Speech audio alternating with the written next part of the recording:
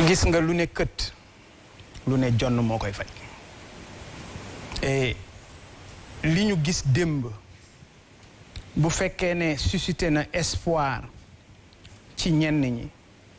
je crois que désespoir la gën a nourrir ci la plupart des Sénégalais rawatina de la jeunesse ce qui s'est passé hier encore une fois Macky Sall est très fort.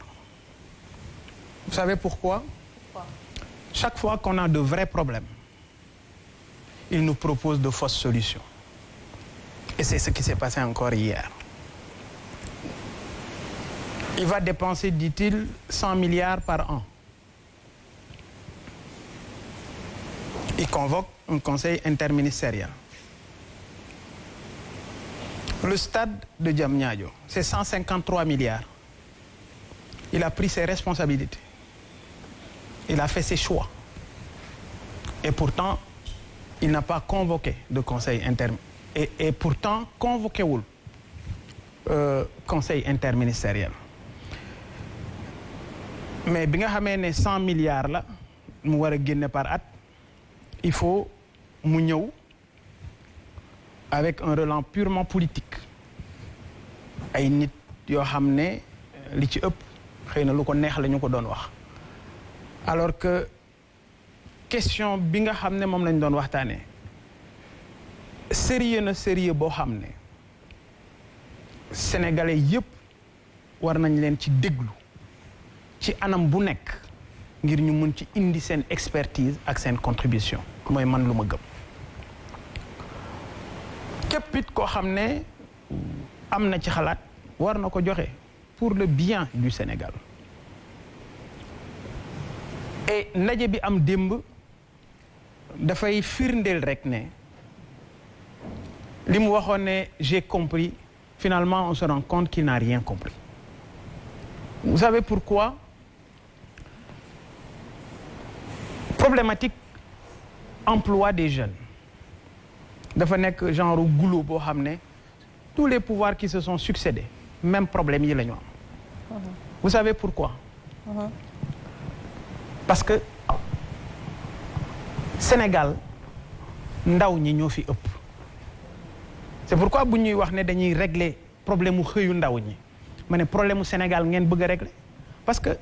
les jeunes de moins de 40 ans représentent 83% de la population. téeméer yoo jël juróom-ñett fukki ak ñett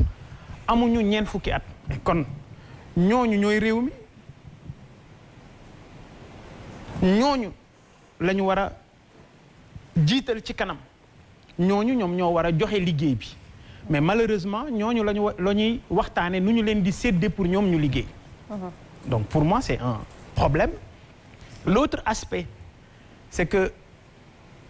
waxtaan bi ñu def démb Diamniadio li muy wane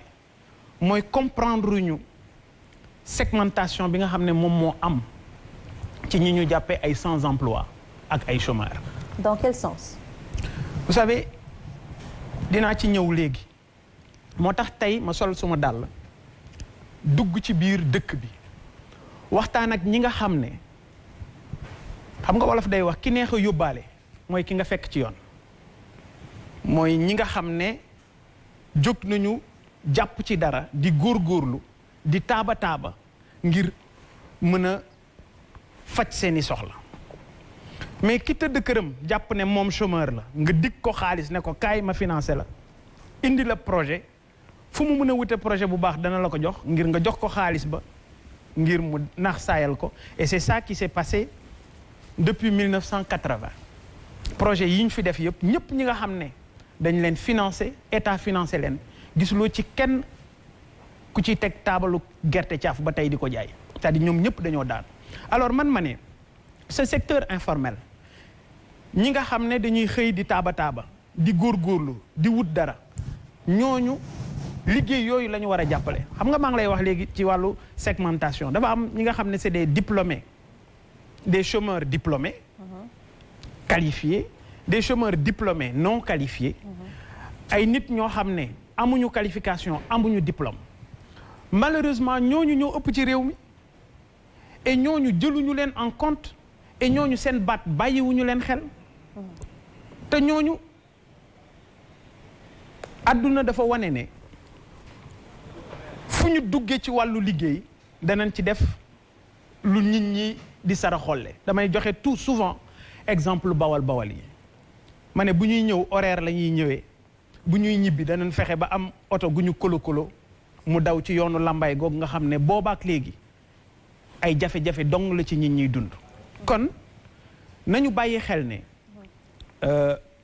problématique de l'emploi des jeunes dafa bari ay aspects yoo xam ne dañ ko war a jël en considération et bi ci ëpp solo nga baal ma rek nen ne mooy bàyyi xel ce que j'appelle les emplois vulnérables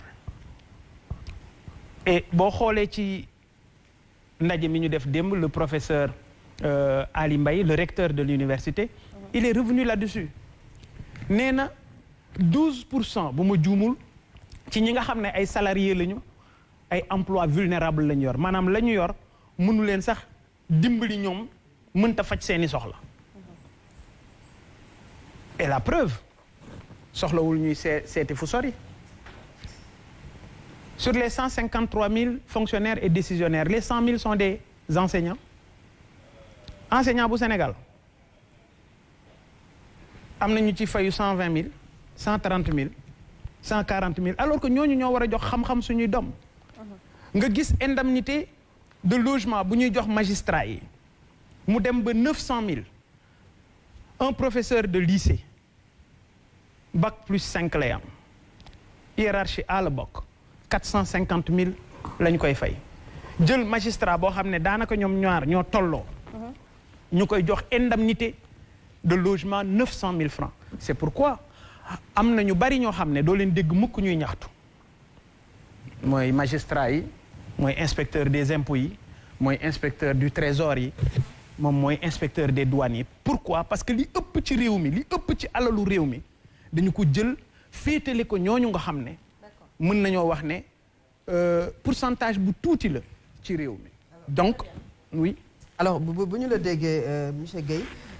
en 2012 ak léegi mën nañu wax ne plus de 800 milliards de francs CFA état bu Sénégal dugal na ko ci xëyu ndaw yi ñu war a dugalaat lu toll ci 450 milliards de francs CFA mais vous craignez que loolu encore ñu politiser ko ba du yegg ci taw yi. mais Fatou vous parlez de 800 milliards diggante 2012. ak léegi 867 milliards. muy 9 ans. pour vous dire que du seen yitte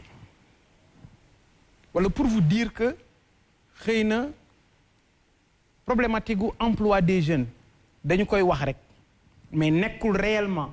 lu leen soxal en 9 ans nee nga ils ont injecté près de 900 milliards. 900 milliards. Est-ce que xam nga les dépenses fiscales de l'État uniquement en 2020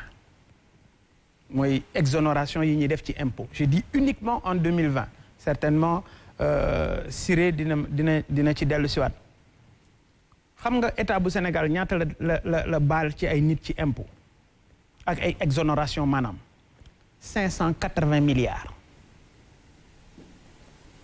xam nga boo ko comparé ak li ñu def ñu ne 9 ans ci xëyu ndaw ñi daanaka da ngay jàpp ne ay caaxaan la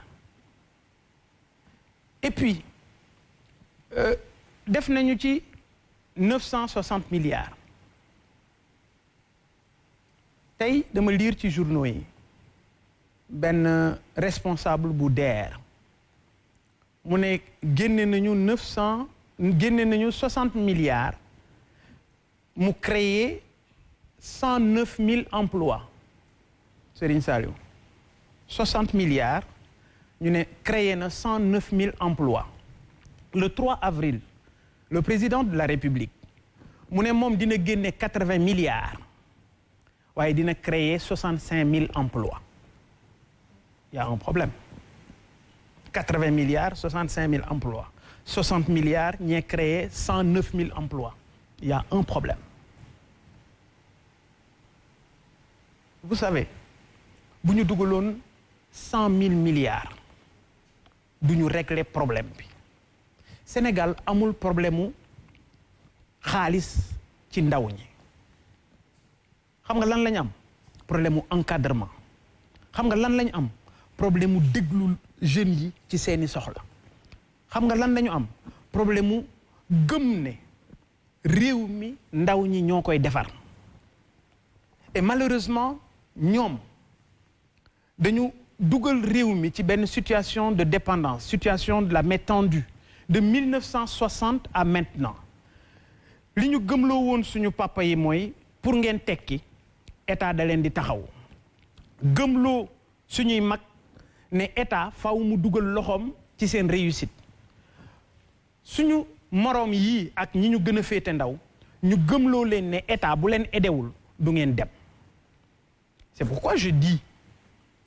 il faut ñu orienté waat xalaat bi jublu ci ay décisions politiques fortes parce que tey dégg naa ñuy wax ne territorialisation de la DER je parle sous le contrôle de